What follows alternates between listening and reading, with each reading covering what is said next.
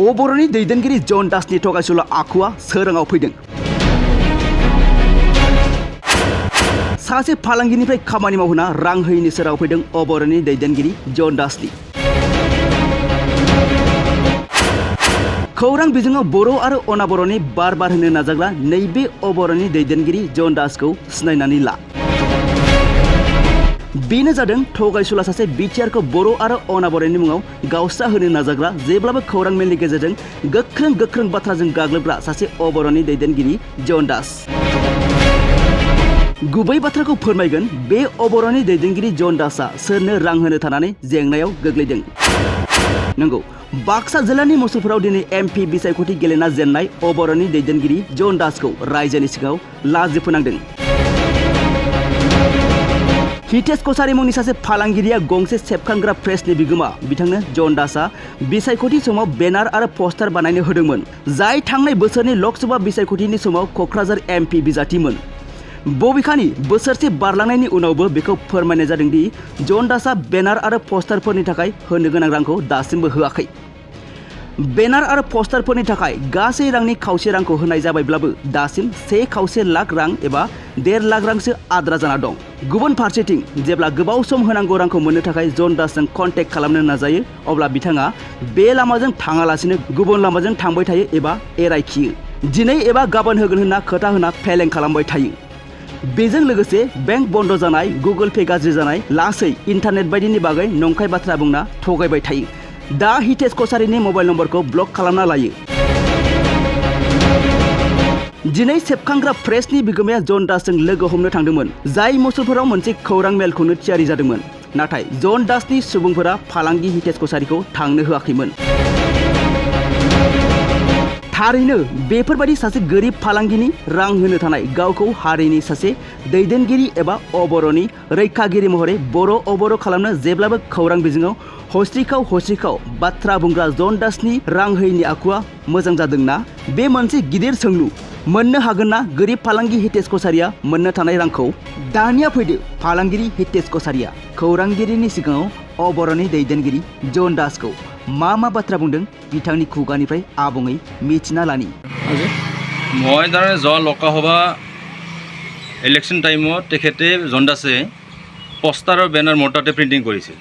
সেই প্ৰিণ্টিঙৰ পইচা কিছু দিলাক আৰু বাকীখিনি পইচা দিম আজি দিম কালি দিম, আজিতো 1 বছৰ পাৰ হৈ গ'ল। তাৰপিছত তেখেতে তাৰমানে কি বুলি কয়, পইচাটো দিম কৈ মোবাইলটো অফ কৰি ৰাখে, কেতিয়াবা মিছা মিটিঙত থকা বুলি কয় আৰু লাষ্ট মমেণ্টত কিবা মাকৰ বেমাৰ, দেউতাকৰ বেমাৰ, এনেকৈ মোক মিছা কথা কৈ থাকে। এতিয়াতো মোৰ মোবাইলটো ব্লক কৰি থৈ দিছে। তাক লগ কৰা কোনো সুবিধাই নাই। তেখেতে থাকে গুৱাহাটীত, মই লগ নাপাওঁ এনেকুৱা অৱস্থা হৈ গৈছে। গম পাই গ'লোঁ তেখেতে ইয়াতে প্ৰেছ মিট দিব আহিছে। প্ৰেছ মিট দিব আহোঁতে মই তেখেতক লগ কৰিম বুলি গৈছিলোঁ তাতে, কিন্তু মোক তেওঁৰ যিবিলাক তাৰমানে সংগী পংগী আছিলে সেইবিলাকে মোক তাৰমানে ওচৰত যাবলৈকে নিদিলে। বৰঞ্চ মোক মাৰধৰ কৰাৰহে সিহঁতে চেষ্টা এটা কৰিলে। মই 1,50,000 টকা পাব আছোঁ আৰু লাষ্ট যিটো নেকি তেখেতৰ লগত মোৰ এটা এগ্ৰিমেণ্ট হৈছিল, সেই এগ্ৰিমেণ্ট মতে তেখেতে যদি মোক পইচা সময়মতে দিব নোৱাৰে একদিনত 1,000 টকাকৈ মোক তাৰমানে ফাইন দিয়াৰ কথা তেখেতে প্ৰমিছ কৰি পেলাই চহী কৰি থৈ গৈছে ইয়াতে কাগজখন। এতিয়া সেইমতে মই পইচা বিচাৰিছোঁ, কিন্তু আজি পইচা বিচাৰিব যাওঁতে তেখেতে মোক কি অৱস্থা কৰিলে। ইমানখিনি তেওঁৰ তাৰমানে পাৰ্টিৰে মানুহ না কিহে মানুহ মই নাজানো সেইটো, কিন্তু সেইখিনি ল'ৰাখিনিয়ে মোক তাৰ অপযস্ত কৰাৰ কাৰণে চেষ্টা এটা কৰিছিল। মোক পইচা লাগে বাছ সেইখিনিয়ে। মুঠৰ ওপৰত মোক পইচা লাগে। মই যেনেকৈ নহওক মোক পইচাটো তেখেতে দিয়ক। মই গৰীব মানুহ, মই কিবাকৈ কাম কৰি ইয়াতে চলি আছোঁ, তেখেতে মুঠতে মোক পইচাটো দিয়ক।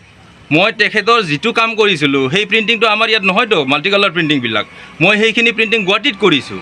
গুৱাহাটীত মই নিজৰ গাড়ী বিক্ৰী কৰি বাকী মাৰি থৈ আহিছোঁ।